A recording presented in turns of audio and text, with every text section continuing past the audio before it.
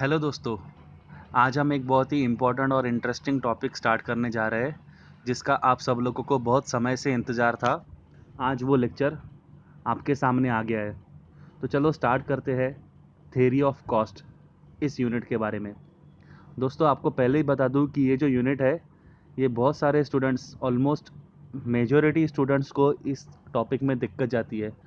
उनको ये कर्व्स जो है ना समझते ही नहीं है, और ये टॉपिक नहीं समझने की वजह से जो आगे का चैप्टर है मार्केट वाला, उनको वो भी नहीं समझता है। इसीलिए मैं आपको रिक्वेस्ट करूँगा कि आप ये थ्योरी ऑफ कॉस्ट से रिलेटेड जितने भी मैं वीडियोस बनाने वाला हूँ आगे भी, और ये आप लास्ट तक देखिए। ये आप बीच में मत छोड़ दीजिए, आप लास्ट एंड तक ये इसको देखिए, आपको सारे कॉन्सेप्ट समझ में आएंगे। ये मैं आपको गारंटी देता हूँ। ओके, चलो स्टार्ट करते हैं एक बहुत ही इम्पोर्टेंट और इंटरेस्टिंग टॉपिक जिसका नाम है थ्योरी ऑफ कॉस्ट। तो आइए आज हम थोड़ा पहले बेसिक पढ़ लेंगे। हम देख लेंगे कौन कौन से टाइप की कॉस्ट होती है। ठीक है, तो चलो पहले है accounting cost and economic cost. दोस्तों, अकाउंटिंग कॉस्ट के बारे में तो हम पहले से ही पढ़ते हैं अकाउंट्स में। आपने देखा होगा, हम पी एंड एल अकाउंट बनाते हैं, ट्रेडिंग अकाउंट बनाते हैं। उसमें हम कई तरह के खर्चे लिखते हैं। जितने भी एक्सपेंसेस हम करते हैं, जिसके लिए हमको पे करना होता है बिज़नेस को, वो सब हम अकाउंट्स में रिकॉर्ड करते हैं। जैसे कि सैलरी, वेजेस, रेंट देना, interest, electricity bill, telephone bill, stationery, जो कुछ भी है, रॉ मटेरियल हम परचेस करते हैं, या फिर फ्यूल एंड पावर। आपने अकाउंट्स बनाया होगा, अकाउंट्स में आप ट्रेडिंग अकाउंट और प्रॉफिट एंड लॉस अकाउंट के डेबिट साइड में जो भी आप एक्सपेंसेस रिकॉर्ड करते हो, वो सारे कौन से एक्सपेंसेस होते हैं? अकाउंटिंग कॉस्ट होती है वो।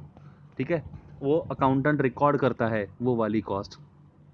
अब ये एक्सपेंसेस जो होते हैं, इसके लिए फर्म को एक्चुअली पेमेंट करना होता है उसका। या तो वो ऑलरेडी कर देती है, या तो वो फ्यूचर में करने वाली होती है। इसमें कैश पेमेंट इन्वॉल्व होता है। ठीक है, एक दूसरे टाइप की होती है इकोनॉमिक कॉस्ट। इकोनॉमिक कॉस्ट किसको कहा जाता है? देखो, समझो आप बात।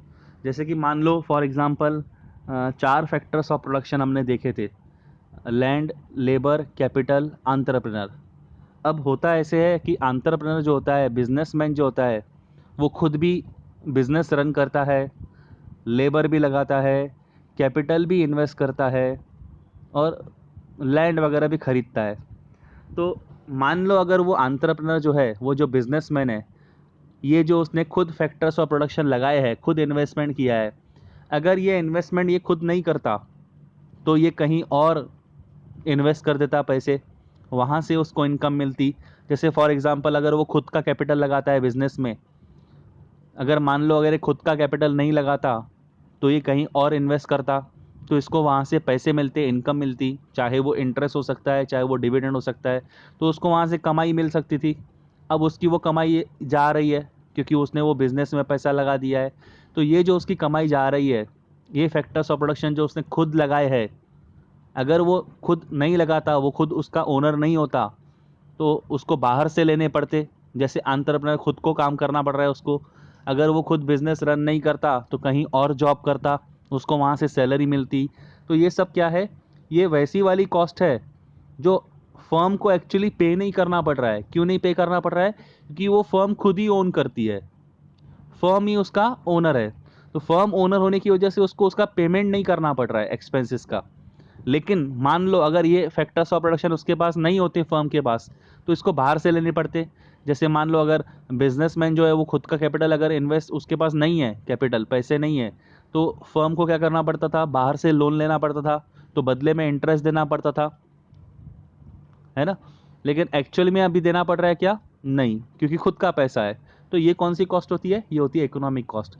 तो इकोनॉमिक कॉस्ट में कोई पेमेंट इन्वॉल्व नहीं होता है। वो तो वो वाली कॉस्ट है जो फैक्टर्स ऑफ प्रोडक्शन खुद हमने लगाए हैं। अगर ये हमारे नहीं होते, तो हमको बाहर से लेने पड़ते।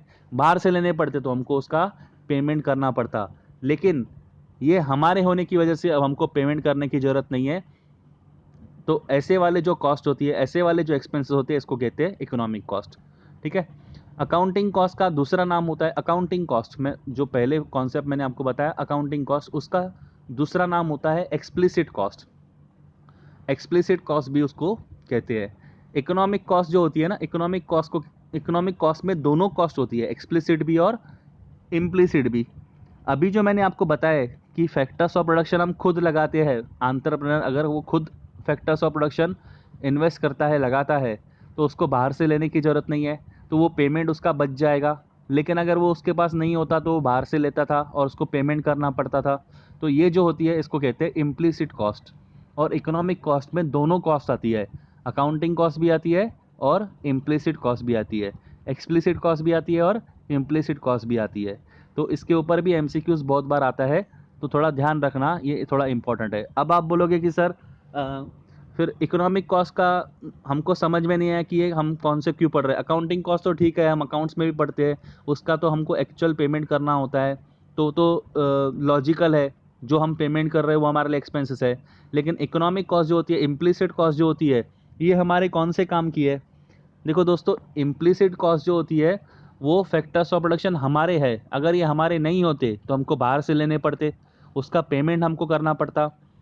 जैसे मान लो फॉर एग्जांपल एंटरप्रेन्योर खुद काम कर रहा है बिजनेस में, अगर ये खुद बिजनेस में काम नहीं करता तो ये कहीं और जॉब करता, उसको वहाँ से सैलरी मिलती, थोड़ी देर के लिए आप ये मान लो उसको वहाँ से सैलरी मिलती।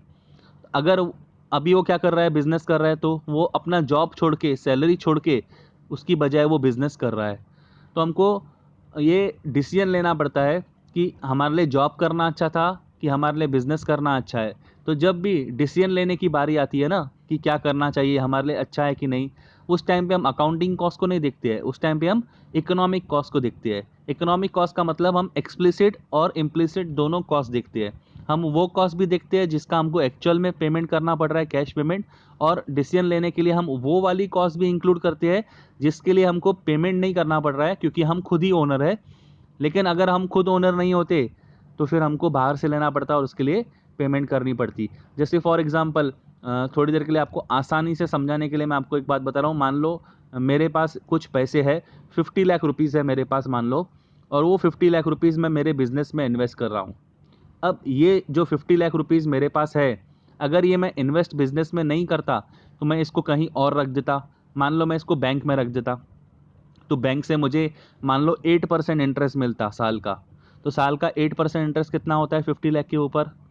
अराउंड 4 लाख रुपीज़ होता है। तो एनुअल इंटरेस्ट मेरी इनकम कितनी हो जाती? 4 लाख रुपीज़।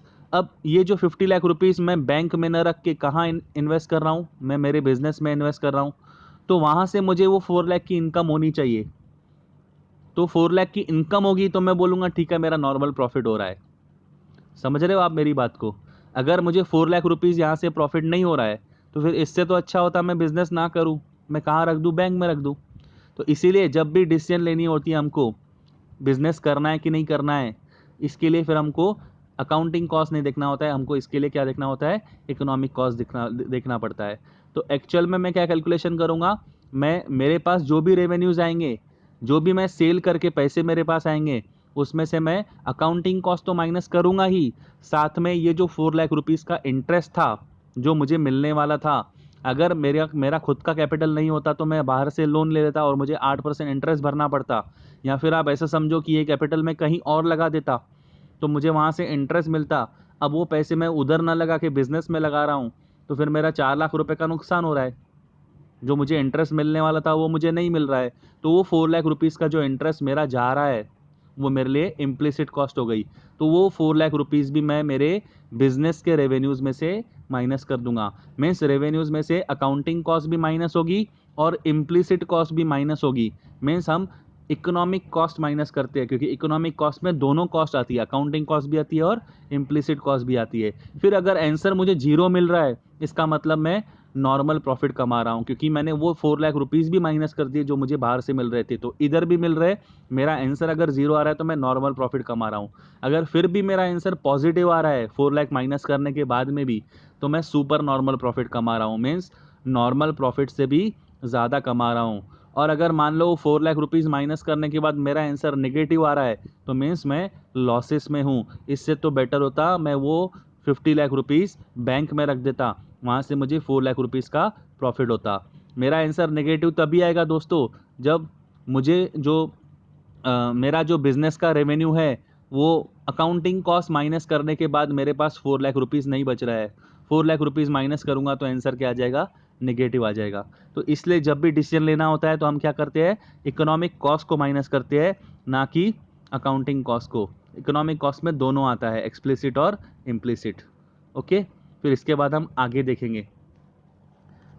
आगे सेकंड टाइप का कॉस्ट होता है आउटले कॉस्ट या फिर opportunity cost. Outlay cost, outlay का मतलब होता है इन्वेस्ट करना।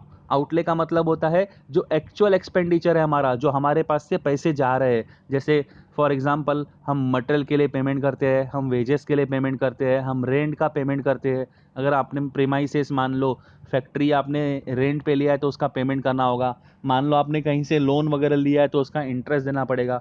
तो जो कुछ भी एक्चुअल एक्सपेंडिचर देना पड़ रहा है, हमारे हाथ से पैसे जा रहे हैं, जो एक्चुअल पेमेंट जिसका करना पड़ता है, उसको हम कहते हैं आउटले कॉस्ट। अपॉर्चुनिटी कॉस्ट का मतलब क्या होता है, cost of next best alternative opportunity which was foregone. Opportunity cost का मतलब होता है कि हम ये एक्शन ले रहे हैं, हम ये जो बिजनेस में कुछ भी कर रहे हैं, अगर ये हम यहाँ पे नहीं करते, कहीं और करते, तो हमारा उधर से हमको कुछ प्रॉफिट मिलता है। जैसे कि मैंने आपको बताया कि कैपिटल का एग्जांपल ले लो। मान लो मेरे पास पैसे है वो 50 लाख रुपीज़ मैं बिज़नेस में लगा रहा हूँ। अगर ये मैं बिज़नेस में नहीं लगाता, कहीं और लगाता, तो मुझे वहाँ से 4 लाख रुपीज़ का इंटरेस्ट मिलता। अभी अगर वो मैं पैसे उधर बैंक में न रख के बिजनेस में लगा रहा हूँ तो मेरा 4 लाख का इंटरेस्ट जा रहा है। तो वो जो 4 लाख रुपीज़ का इंटरेस्ट है वो मेरे लिए क्या है, अपॉर्चुनिटी कॉस्ट है। ठीक है, तो अपॉर्चुनिटी कॉस्ट का मतलब होता है cost of next best alternative opportunity which was forgone in order to pursue a certain action. ठीक है, उसके बाद आगे देखते हैं हम डायरेक्ट और ट्रेसेबल कॉस्ट एंड इनडायरेक्ट और नॉन ट्रेसेबल कॉस्ट। दोस्तों डायरेक्ट कॉस्ट का ही दूसरा नाम क्या है, ट्रेसेबल कॉस्ट, और इनडायरेक्ट कॉस्ट का दूसरा नाम क्या है, नॉन ट्रेसेबल कॉस्ट। एक बार हम देख लेंगे। डायरेक्ट नाम ही बताता है, डायरेक्ट कॉस्ट का मतलब होता है जो कॉस्ट को हम डायरेक्टली रिलेटेड कर सकते हैं पर्टिकुलर एक्टिविटी के साथ में, या पर्टिकुलर प्रोडक्ट और कमोडिटी के ऊपर, या फिर प्रोडक्ट पर्टिकुलर ऑपरेशन के ऊपर हम उसको रिलेटेड कर सकते हैं उसके साथ में। जैसे मान लो मैं एग्जांपल लेता हूँ, हम फाउंडेशन का क्लास लेते हैं मान लो। तो फाउंडेशन में 4 सब्जेक्ट्स है। अब मान लो चारों सब्जेक्ट हमारे यहाँ पे पढ़ाए जाते हैं, चारों सब्जेक्ट मैं पढ़ा रहा हूँ, और मैं जो हॉल में पढ़ा रहा हूँ वो हॉल मैंने रेंट पे लिया है। हॉल का जो रेंट है वो है 20,000 रुपीज़ पर मंथ।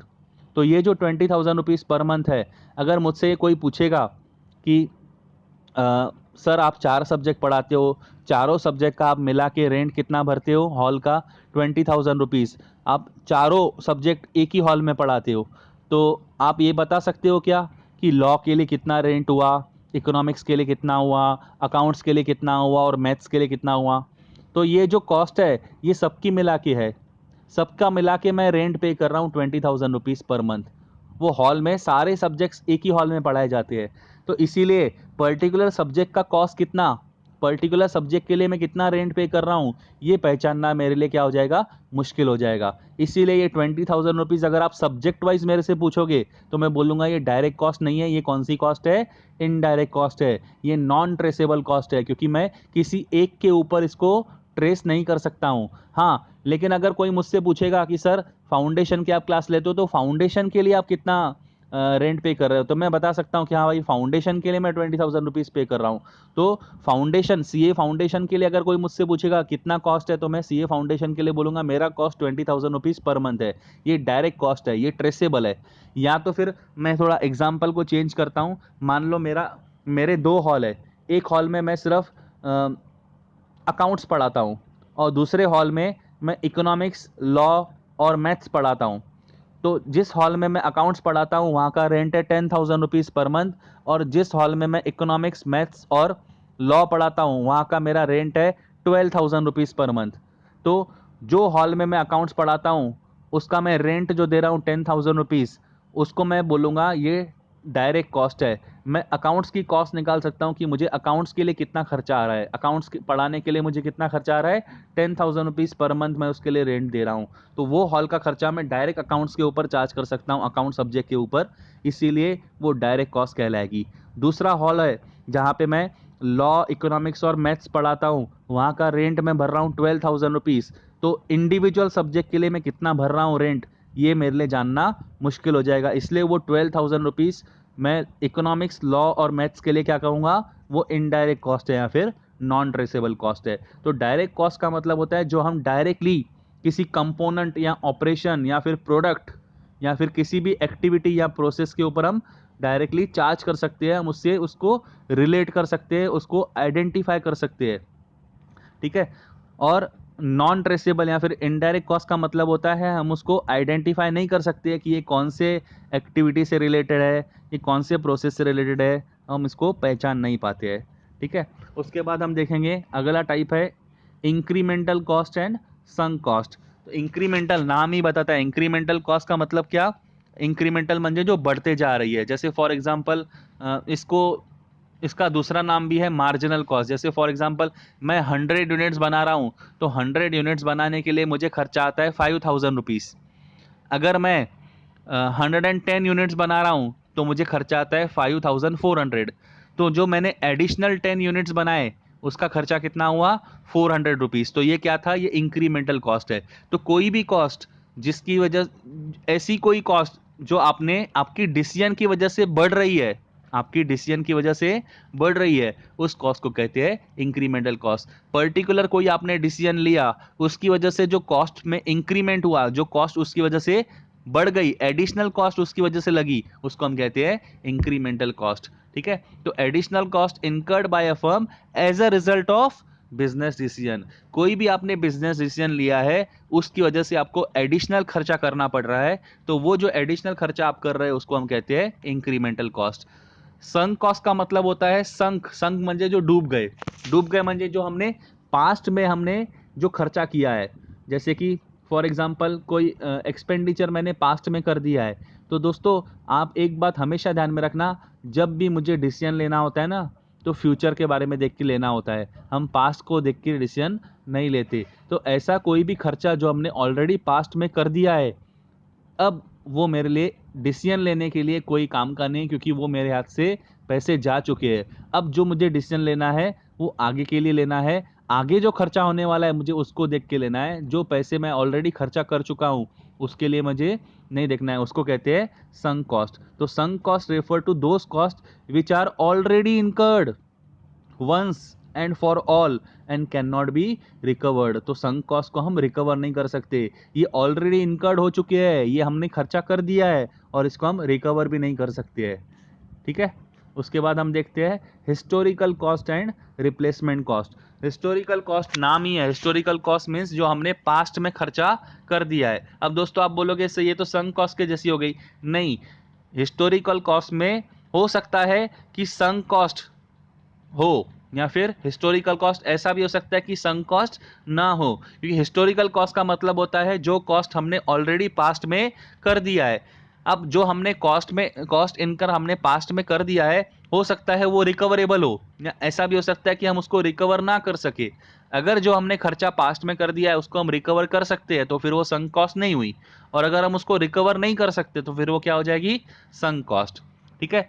और रिप्लेसमेंट कॉस्ट का मतलब क्या होता है, रिप्लेसमेंट कॉस्ट नाम ही है रिप्लेस करना। तो हमने जो पास्ट में एक्सपेंडिचर किया है उसको हमको रिप्लेस करना है। जैसे मैंने कोई मशीनरी वगैरह लिया था या कोई बिल्डिंग वगैरह लिया था, अब वो बिल्डिंग या फिर मशीनरी पुरानी हो गई है, धीरे धीरे मैं जैसे ही उसको यूज़ करूंगा कुछ सालों बाद वो पुरानी हो जाएगी। पुरानी हो जाएगी तो मुझे उसको क्या करना पड़ेगा, उसको हटा के उसकी जगह पे न्यू मशीनरी परचेस करना होगा। तो जो न्यू मशीनरी का मुझे कॉस्ट आएगा ना उसको हम कहते हैं रिप्लेसमेंट कॉस्ट, क्योंकि न्यू मशीनरी ने क्या किया है, ओल्ड को रिप्लेस कर दिया।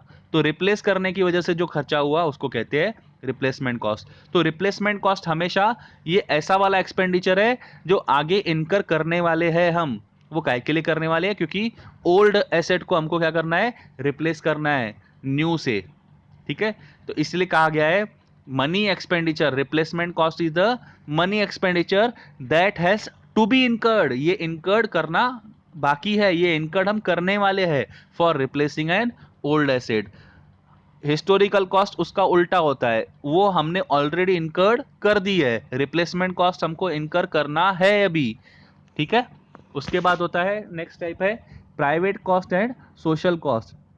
प्राइवेट कॉस्ट का मतलब होता है जो एक फर्म खुद के लिए खर्चा करती है, जैसे कि एक फैक्ट्री है, वो कोई प्रोडक्ट वगैरह बना रही है, तो उसके लिए जो खर्चा कर रही है उसको कहते हैं प्राइवेट कॉस्ट, क्योंकि वो सिर्फ अपने लिए कर रही है, वो खुद के लिए खर्चा कर रही है तो उसको कहते हैं प्राइवेट कॉस्ट। सोशल कॉस्ट का मतलब होता है उसमें प्राइवेट भी आ गया और उसमें सोसाइटी का भी आ गया। जो भी कॉस्ट सोसाइटी बॉर्न कर रही है, जो भी कॉस्ट का भार जो है, जो भी कॉस्ट उसका भार सोसाइटी को उठाना पड़ रहा है on account of business activity, तो उसको हम कहते हैं सोशल कॉस्ट। सोशल कॉस्ट में दोनों आती है, प्राइवेट कॉस्ट भी और एक्सटर्नल कॉस्ट भी। तो जैसे कि कोई फैक्ट्री है, अगर कोई प्रोडक्ट बना रही है, उसकी वजह से कोई रिवर पोल्यूशन हो रहा है या एनवायरमेंट एटमॉस्फेयर खराब हो रहा है, तो इसको हम कहेंगे ये क्या है, ये सोशल कॉस्ट है। सोशल कॉस्ट में दोनों आता है, जो फर्म कॉस्ट एक्सपेंडिचर कर रही है वो वाला भी, और जो सोसाइटी को बॉर्न करना पड़ रहा है एक्सटर्नल कॉस्ट वो भी, तो वो सब सोशल कॉस्ट में आता है। फिर एक सबसे इंपॉर्टेंट कॉस्ट कॉन्सेप्ट है जो हमको ये टॉपिक के लिए काम में आने वाला है, वो है fixed cost and variable cost. हो सकता है दोस्तों आपने इसके बारे में सुना हो, ना भी सुना हो तो कोई बात नहीं, आज हम पूरा कॉन्सेप्ट क्लियरली पढ़ लेंगे और यही हमको कॉन्सेप्ट फिक्स्ड कॉस्ट और वेरिएबल कॉस्ट का आगे ये यूनिट में काम में आएगा। तो पहले समझ लो फिक्स कॉस्ट का मतलब क्या होता है। फिक्स कॉस्ट का मतलब वो ऐसी कॉस्ट है जिसका आउटपुट के साथ कोई रिलेशन नहीं होता, इसीलिए देखो मैंने वो पार्ट हाईलाइट किया है। फिक्स्ड और constant cost are not a function of output. Not a function, हमने देखा है फंक्शन ऑफ आउटपुट का मतलब क्या होता है, आउटपुट के ऊपर डिपेंड नहीं होती है वो। जब भी फंक्शन की बात आएंगे तो डिपेंडेंसी, तो फिक्स कॉस्ट कभी भी आउटपुट के ऊपर डिपेंड नहीं करती है। फंक्शन को आप ऐसा समझ लो कि डिपेंडेंसी के बारे में बात कर रहे हैं हम। तो जब भी प्रोडक्शन फंक्शन आएगा या कॉस्ट फंक्शन आएगा तो समझ लेना। तो ये यहाँ पे क्या बोल रहा है कि जो फिक्स कॉस्ट है ये आउटपुट का फंक्शन नहीं है, मीन्स ये आउटपुट के ऊपर डिपेंड नहीं करती है, ये आउटपुट के साथ वेरी नहीं करती है, लेकिन up to a certain level of activity. जैसे कि फॉर एग्जांपल मेरे पास एक फैक्ट्री है, मैंने वो रेंट पे ली है और मेरा वहाँ का जो रेंट है वो है 40,000 रुपीज़ पर मंथ। तो ये जो 40,000 रुपीज़ पर मंथ मैं रेंट पे करूँगा, इसका मेरे आउटपुट के साथ, मैं जो भी गुड्स मैन्युफैक्चर कर रहा हूँ, मैं कितना गुड्स मैन्युफैक्चर कर रहा हूँ, उसका इस रेंट के साथ कोई ताल्लुक नहीं है, कोई उसका संबंध नहीं है। मान लो अगर मैं ज़्यादा प्रोडक्शन कर रहा हूँ तो भी मुझे रेंट कितना देना पड़ेगा, 40,000 पर मंथ ही देना पड़ेगा। मान लो मैं कम प्रोडक्शन कर रहा हूँ तो भी मुझे रेंट कितना देना पड़ेगा, 40,000 पर मंथ ही देना पड़ेगा। और मान लो मैं प्रोडक्शन ना ही कर रहा हूँ, एक आधे महीने के लिए मुझे कुछ प्रॉब्लम हो गया और मैंने फैक्ट्री बंद रखी है, तो भी मुझे उसका रेंट ओनर को देना ही पड़ेगा 40,000 पर मंथ।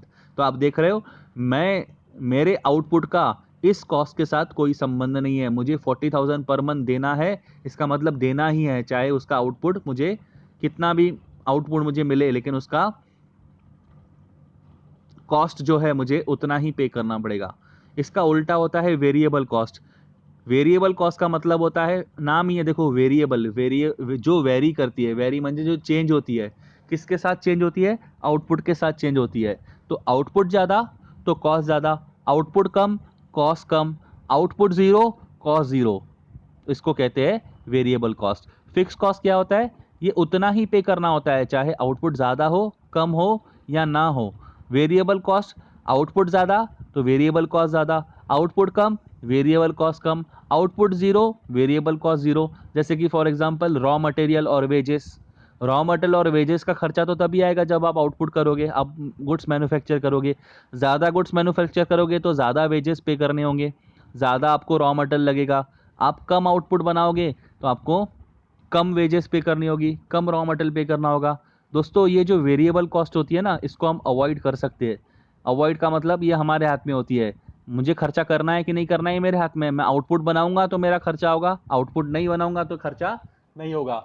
लेकिन फिक्स कॉस्ट को हम अवॉइड नहीं कर सकते, फिक्स कॉस्ट तो मुझे पे करना ही है। मेरा प्रोडक्शन चाहे कम हो या ज़्यादा हो या ना हो, मुझे उसका रेंट जो है फैक्ट्री का वो देना ही पड़ेगा।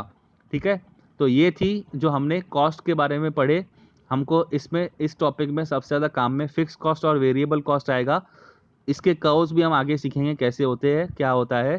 तो अगले लेक्चर जो है, अगला अगला लेक्चर, इसका आगे का जो कॉन्सेप्ट है वो ज़्यादा इम्पॉर्टेंट है, तो आप थोड़ा अच्छे से पढ़ाई करो। ये लेक्चर को भी आप कम से कम 2 बार सुनो एंड तक, और मुझे बताओ आपको कैसे लग रहा है। आपको कोई भी क्वेरी है तो आप मुझे पर्सनली व्हाट्सअप कर सकते हो, मैं इसमें डिस्क्रिप्शन में व्हाट्सअप नंबर अपना डाल देता हूँ। Okay, thank you.